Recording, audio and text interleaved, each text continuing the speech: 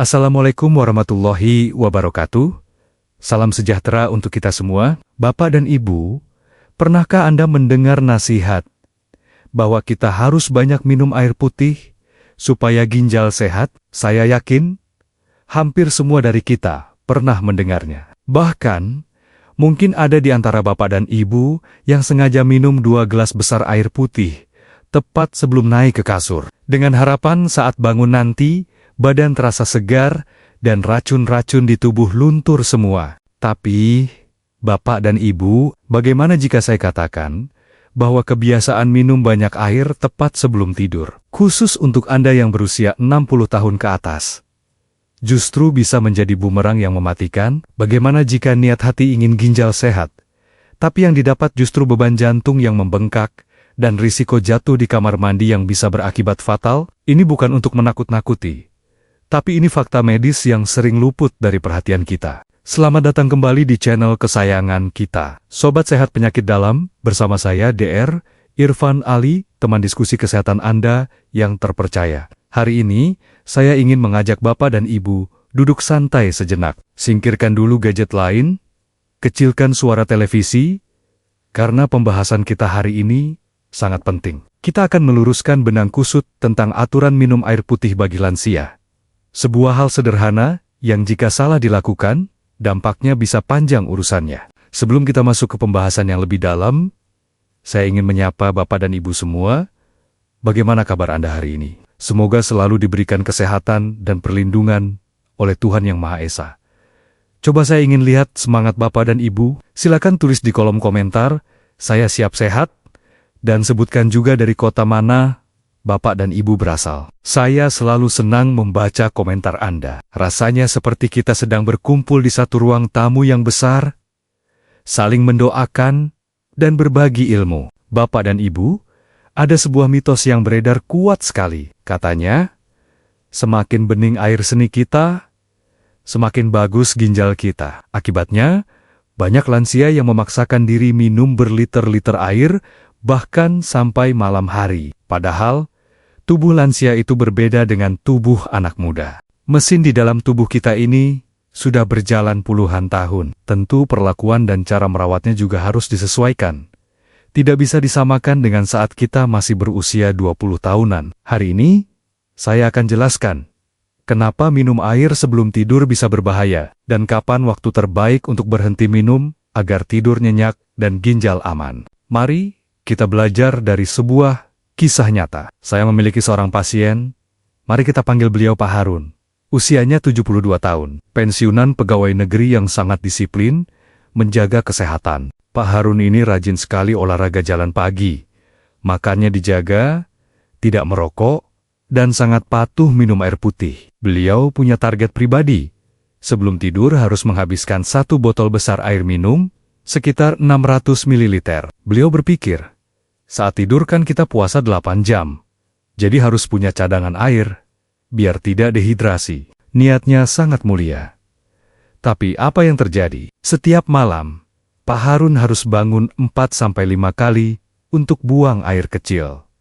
Beliau pikir, itu hal biasa, tanda pembuangan lancar. Tapi dampaknya, kualitas tidur beliau hancur berantakan. Beliau tidak pernah mencapai fase tidur dalam atau deep sleep. Akibatnya, di pagi hari, bukannya segar, Pak Harun malah merasa lemas, pusing, dan tekanan darahnya melonjak drastis.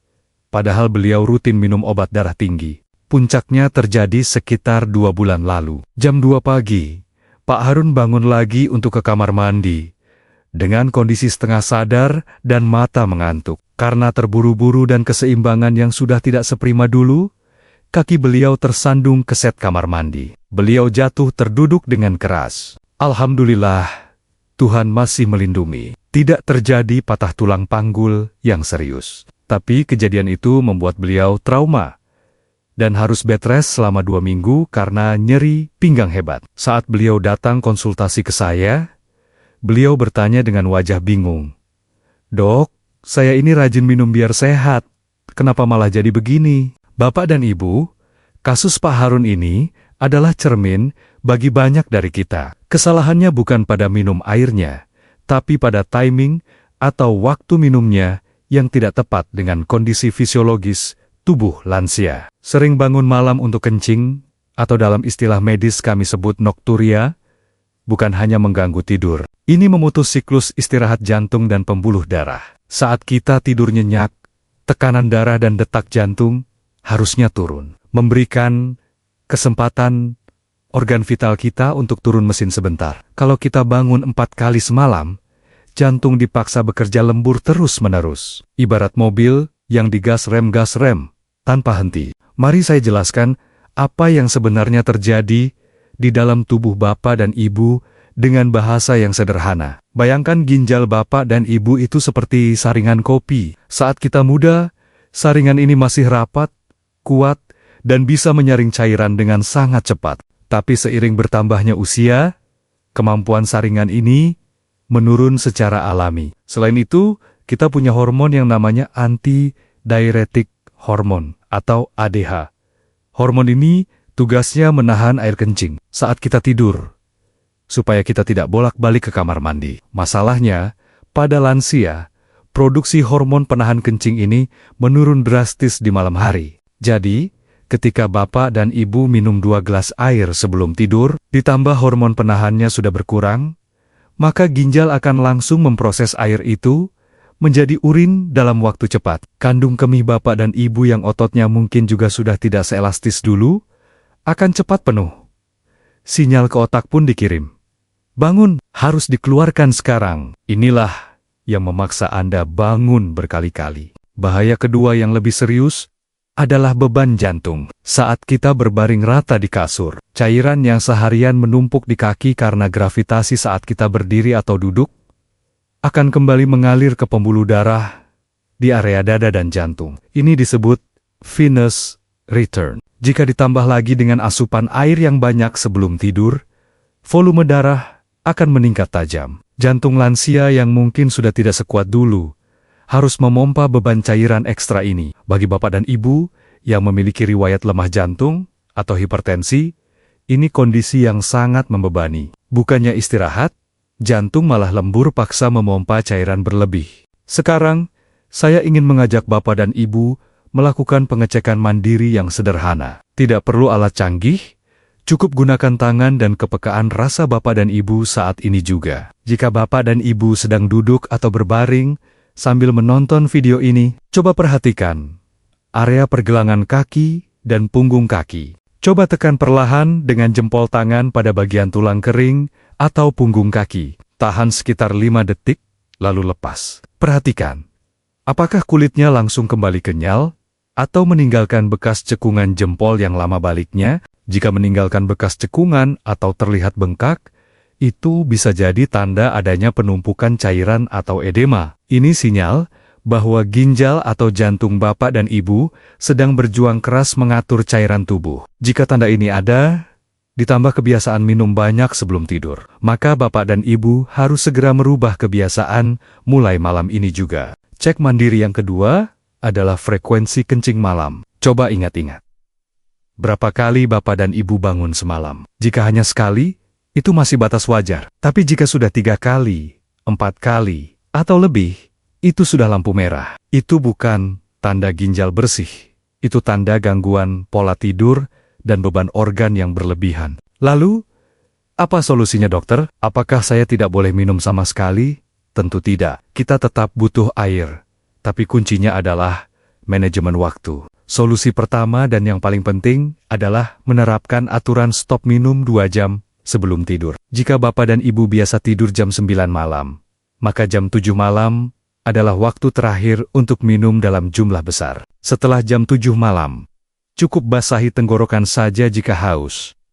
Seteguk 2 teguk, bukan 1 gelas penuh. Pastikan kebutuhan cairan 8 gelas sehari itu dipenuhi di pagi dan siang hari saat Bapak dan Ibu aktif bergerak. Biarkan ginjal bekerja keras saat Bapak dan Ibu aktif.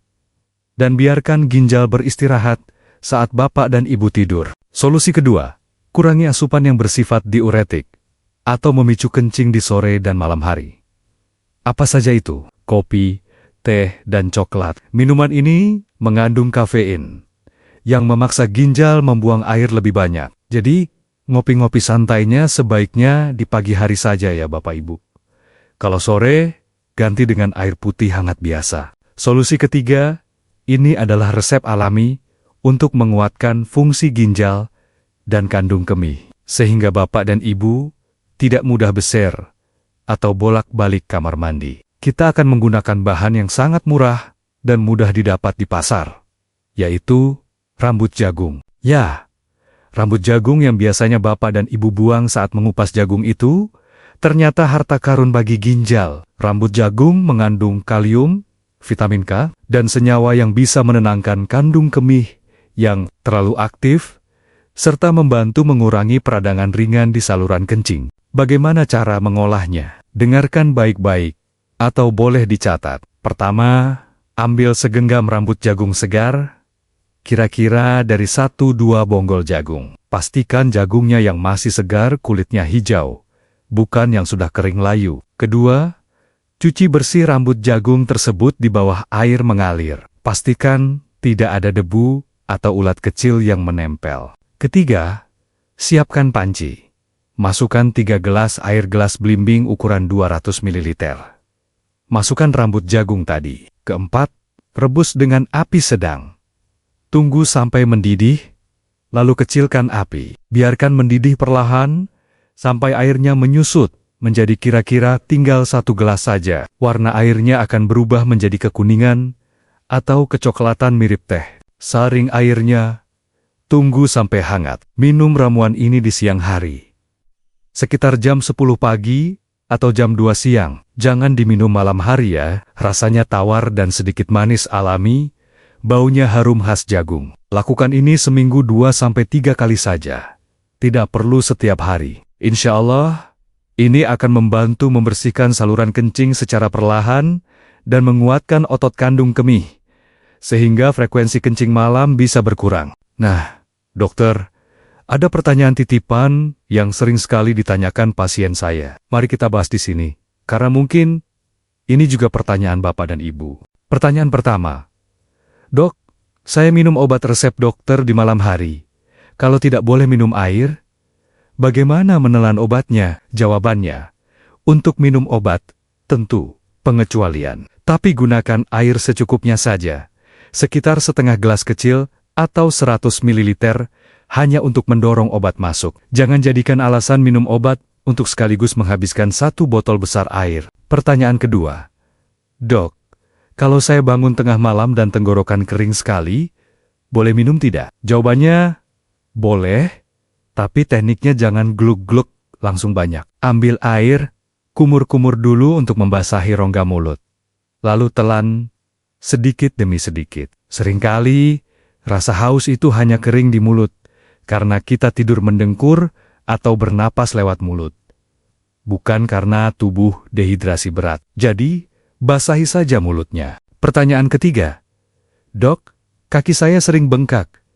Apakah boleh minum ramuan rambut jagung tadi? Jawabannya, justru rambut jagung sifatnya diuretik alami yang lembut, bisa membantu membuang sedikit kelebihan cairan di siang hari. Tapi ingat, jika bengkaknya karena gagal jantung atau gagal ginjal yang sudah tahap lanjut, sudah cuci darah, Bapak dan Ibu wajib konsultasi dulu ke dokter yang merawat ya, karena pembatasan cairannya jauh lebih ketat. Bapak dan Ibu yang saya muliakan, sebagai penutup, saya ingin menekankan satu pesan penting. Kesehatan di masa tua bukan tentang seberapa banyak suplemen yang kita telan, atau seberapa mahal obat yang kita beli. Kesehatan seringkali datang dari kedisiplinan kita mengatur hal-hal kecil, seperti jam tidur dan jam minum. Mencegah stroke karena jatuh di kamar mandi jauh lebih mudah daripada mengobati stroke itu sendiri. Mencegah beban jantung dengan mengatur minum jauh lebih murah daripada biaya perawatan di ICU. Mulai malam ini, mari kita sayangi ginjal dan jantung kita dengan memberikan mereka waktu istirahat yang cukup. Stop minum berlebih 2 jam sebelum tidur. Biarkan tidur Bapak dan Ibu nyenyak, mimpi indah, dan bangun esok hari dengan tubuh yang lebih bugar, tensi yang lebih stabil, dan senyum yang merekah. Saya sangat berharap informasi sederhana ini bisa menjadi amal jariah ilmu bagi kita semua. Jika Bapak dan Ibu merasa video ini bermanfaat, tolong jangan disimpan sendiri. Bagikan video ini ke grup WhatsApp keluarga, ke grup arisan, atau ke teman-teman pengajian. Satu kali Bapak Ibu membagikan, mungkin bisa menyelamatkan satu orang sahabat kita dari risiko jatuh di kamar mandi malam ini. Itu pahala yang luar biasa besar. Jangan lupa untuk tekan tombol like sebagai tanda Bapak Ibu setuju untuk hidup lebih sehat. Dan pastikan sudah subscribe channel Sobat Sehat Penyakit Dalam agar tidak ketinggalan nasihat-nasihat kesehatan lainnya. Mari kita tutup dengan doa. Ya Allah, berikanlah kesehatan yang barokah kepada semua yang menyimak video ini. Angkatlah penyakit mereka yang sedang sakit. Kuatkanlah raga mereka agar bisa terus beribadah dan berkumpul bahagia bersama anak cucu. Amin ya Rabbal Alamin. Saya Dr. Irfan Ali, pamit undur diri. Ingat, sehat itu murah, sakit itu mahal. Jaga kesehatan, Bapak Ibu, baik-baik. Wassalamualaikum warahmatullahi wabarakatuh.